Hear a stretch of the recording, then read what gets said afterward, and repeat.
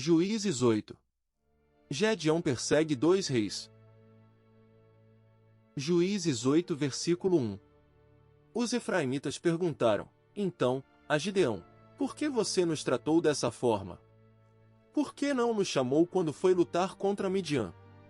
E o criticaram duramente.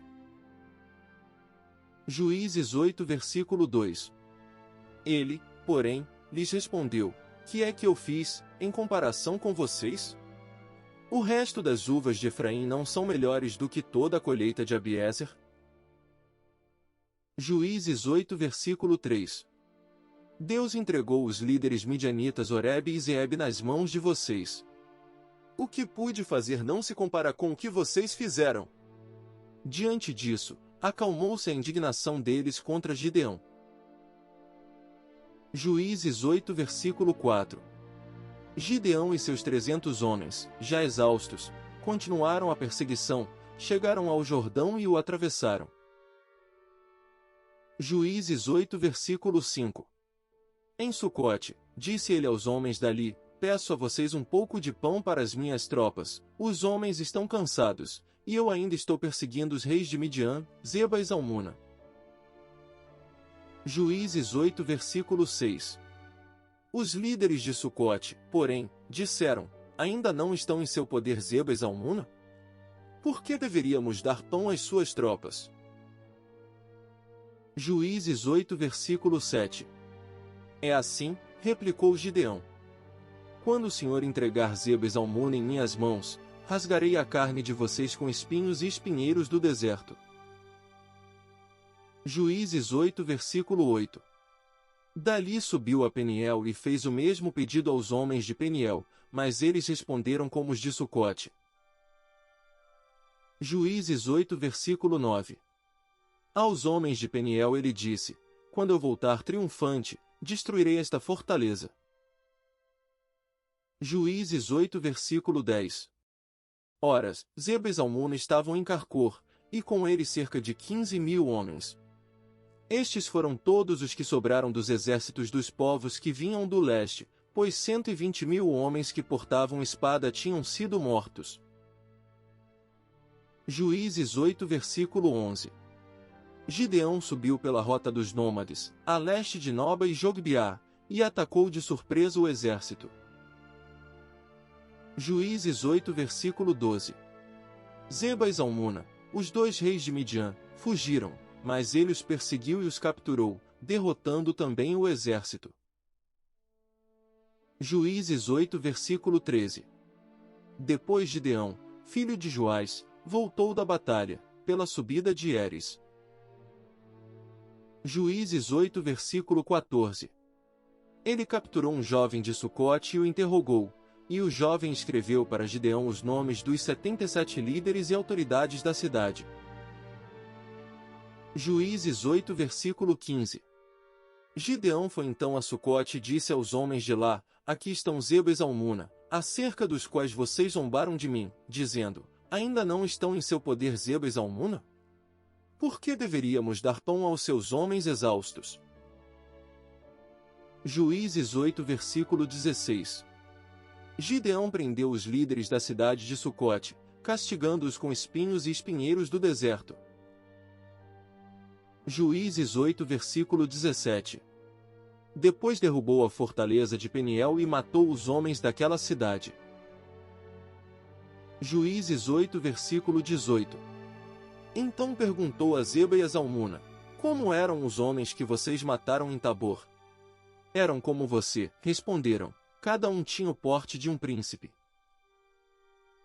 Juízes 8 versículo 19. Gideão prosseguiu, aqueles homens eram meus irmãos, filhos de minha própria mãe. Juro pelo nome do Senhor que, se vocês tivessem poupado a vida deles, eu não mataria vocês. Juízes 8 versículo 20. E Gideão voltou-se para Jéter, seu filho mais velho, e lhe disse, mate-os.